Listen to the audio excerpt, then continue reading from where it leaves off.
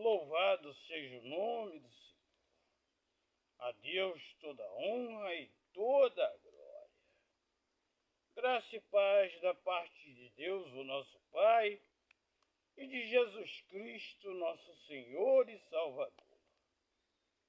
Ontem estava orando porque este lugar que eu estou é no bairro do Limoeiro, em Guapimirim, Rio de Janeiro.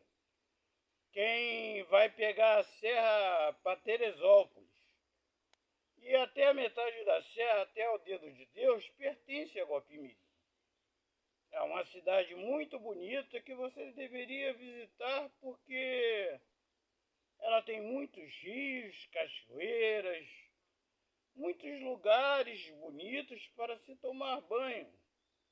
E nós aqui estamos a quase 270 metros acima do mar, aqui no meu bairro. A Rio Teresópolis passa na parte de trás. E para chegar até aqui, eu tenho que subir uma escada e depois subir uma parte onde eu ainda não fiz degraus. Então tem uma dificuldade. E com chuva eu pensei que não conseguiria chegar até aqui. Mas graças a Deus, a chuva deu um tempo para que nós trouxéssemos a mensagem de Deus. Desde que cheguei aqui, comecei a orar e pregar e trazer irmãos, inclusive mais pobres, que não tinham um lugar para passar o carnaval ou um feriado. Eu passei a ser perseguido. Sei que são por anjos caídos, demônios, que não querem que a palavra de Deus seja compartilhada. Porque toda criatura que recebe o louvor e a adoração, ela não é de Deus. Ela é um anjo caído, na verdade um demônio. Somente Deus deve receber a honra e a glória. Os verdadeiros anjos de Deus, se alguém for adorá-los, aí fica a dica. Os anjos de Deus ou homens que gostam e recebem a adoração, eles não pertencem a Deus e não estão do lado de Deus. São demônios.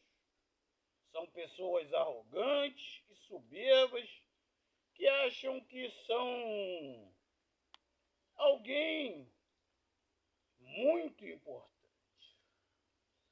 O nosso estudo de hoje, nós vamos falar sobre a verdadeira vitória que vem de Deus.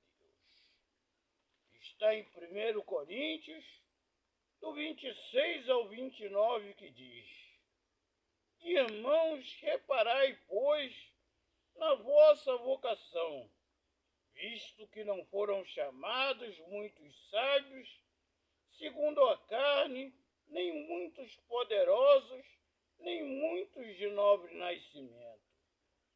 Pelo contrário, Deus escolheu as coisas loucas do mundo para envergonhar os sábios, e escolheu as coisas fracas do mundo para envergonhar as fortes. E Deus escolheu as coisas humildes do mundo e as desprezadas e aquelas que não são, para reduzir a nada as que são, a fim de que ninguém se glorie na presença de Deus. Em 1 Samuel,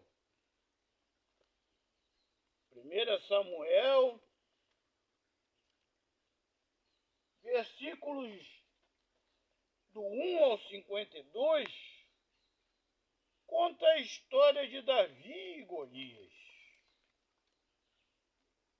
Golias era um guerreiro do povo filisteu E eles adoravam a deuses estranhos, a falsos deuses.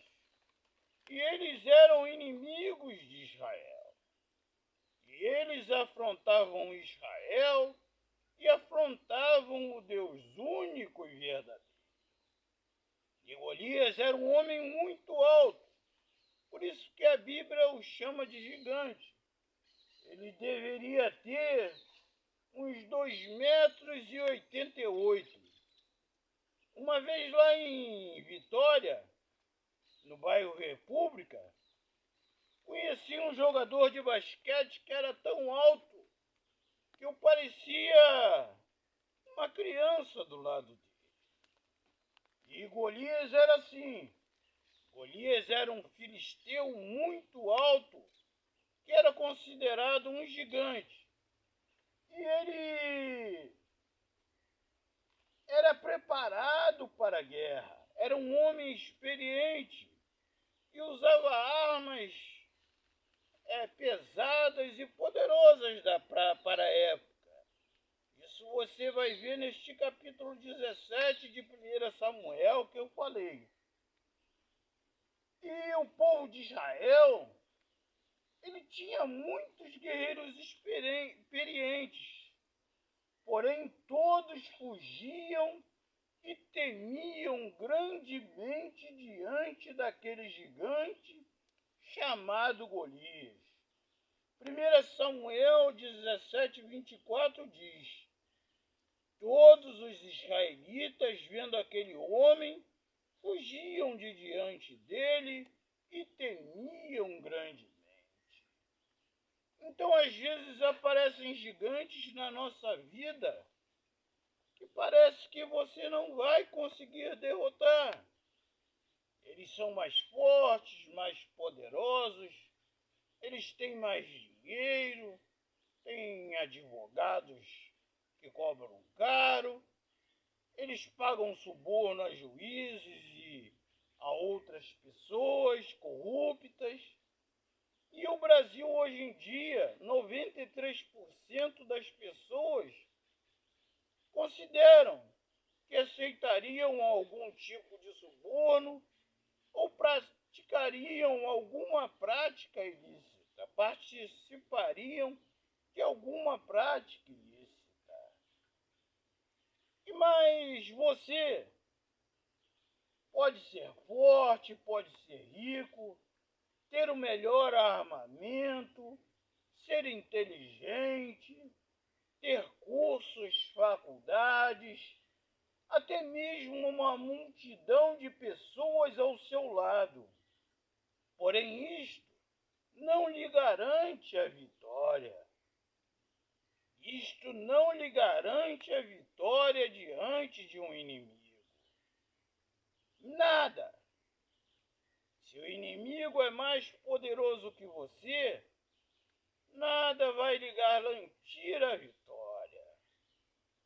Mas Deus, como diz lá em 1 Coríntios, de 1:26 ao 29, Deus dá a vitória de onde não se espera, para que a glória seja dele, porque somente ele merece toda a honra e toda a glória.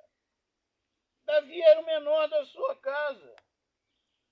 Ele era um moço. Quando ele se dispôs a lutar contra Golias, Saul, o rei, vestiu ele de armadura, colocou um capacete e uma espada. E você vê que Davi, ele não conseguia nem andar direito com todo aquele peso. Quanto mais lutar. Ele falou, não, tira isso, porque eu não estou aguentando nem andar. E pegou o seu cajado, que é tipo um pedaço de madeira, que um lado tem uma ponta e o outro tem um gancho. Uma é para ferir animais que vão atacar as ovelhas.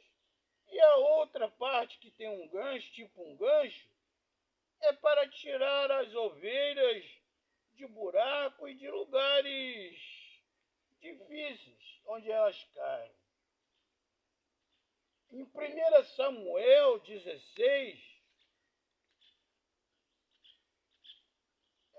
de 1 a 13, diz o seguinte: Disse o Senhor a Samuel: Até quando terás pena de Saul, havendo-o eu rejeitado, para que não reine sobre Israel? Enche um chifre de azeite e vem. Enviar-te-ei a Jessé o belemita, porque dentre seus filhos me provide um rei. Disse Samuel: Como irei eu? Pois Saul o saberá e me matará. Então disse o Senhor: Toma consigo uma novilha e dize: Vim para sacrificar ao Senhor. Convidarás Jessé para o sacrifício, e eu te mostrarei que há de fazer, e ungir-me-ás a quem eu te designar. Fez, pois, Samuel o que dissera o Senhor e veio a Belém. Saíram lá ao encontro os anciões da cidade, tremendo, e perguntaram: É de paz a tua vinda? Respondeu assim ele: É de paz. Vim sacrificar ao Senhor. Santificai-vos e vinde comigo ao sacrifício. Santificou ele a Jessé e seus filhos e o convidou para o sacrifício. Sucedeu que, entrando eles, viu a Eliabe e disse consigo: Certamente está perante o Senhor o seu ungido. Porém o Senhor disse a Samuel: Não atentes para a sua aparência, nem para a sua altura, porque o rejeitei. Porque o Senhor não vê o homem vê o homem como o homem. O Senhor vê o exterior. O homem vê o exterior, porém o Senhor o coração. Então chamou Jessé a Aminadab e fez passar diante de Samuel o que disse: Nem é este escolheu o Senhor. Então Jessé fez passar a Samar. Porém Samuel disse: Tampouco é este o que escolheu o Senhor. Assim fez passar Jessé os 7 filhos diante de Samuel. Porém Samuel disse a Jessé: O Senhor não escolheu estes. Perguntou Samuel a Jessé: Acabaram-se os seus filhos? Ele respondeu: Ainda falta o mais moço que está apacentando as ovelhas. Disse, pois, Samuel a Jessé: Manda chamá-lo, pois não nos assentaremos à mesa sem que ele venha. Então mandou chamá-lo e fez entrar. Era ele ruivo, de belos olhos e de boa aparência. Disse o Senhor: Levanta-te e o unge, pois é ele. Tomou Samuel o chifre de azeite e o ungiu no meio de seus irmãos. E daquele dia em diante, o Espírito do Senhor se apossou de Davi. Então Samuel se levantou e foi para Ramá. Então nós vemos aqui que 7 irmãos de Davi. O primeiro, Eliabe, que era um homem de boa estatura, alto, era guerreiro, pertencia ao exército de Saul. Mas Deus disse que não era ele, porque Deus não vê o homem como o homem vê. Deus não vê o exterior. Deus vê o coração. Deus vê o coração do homem e a intenção. Nada que o homem faz, pensa ou diz, ou tramas escondidas, está escondido de Deus. Passou também a Aminadab, Samar e todos os irmãos de Davi, todos os que eram mais velhos que Davi. E Deus disse que não era nenhum deles. E Davi nem estava. E Samuel perguntou se havia outro. Tem um menorzinho aí. Manda chamá-lo, que eu quero vê-lo. E chamou Davi, e Deus disse: é esse, o menor de todos, o mais fraco. Ele vai ser o rei de Israel, para minha honra e para minha glória. Basicamente foi isso que Deus disse. Davi tinha algo diferente. Ele amava a Deus. Tanto é que nós vemos todos os salmos que Davi escreveu. Nós vemos a história de Davi. Ele errou também. Como todo ser humano, Davi também errou. Mas Davi, ele errava. E quando era chamado a atenção, ele reconhecia que tinha errado, se arrependia e pedia perdão a Deus. Por isso que Deus diz que o coração de Davi era segundo a vontade do Senhor. Deus nos chama para que nós reconheçamos quem Ele é, que nós o amamos em espírito e em verdade, que nós tenhamos nele toda a nossa força, toda a nossa confiança, toda a nossa certeza. E assim era com Davi. E Davi foi um rei que até hoje ele é reconhecido como o maior rei que Israel já teve. Ele dominou toda aquela região. Todos os povos daquela região serviam a Davi, porque ele era, apesar de pequeno e fraco, ele se tornou um grande rei na presença de Deus, porque ele amava e confiava em Deus.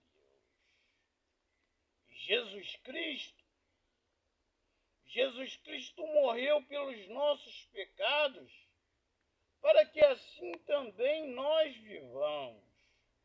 Depois de aceitá-lo como único e suficiente Salvador, nós vivamos amando a Deus, amando a Jesus Cristo, amando ao Espírito Santo, sendo guiado e dirigido pelo Espírito Santo e confiando plenamente em Deus. Certamente como Davi.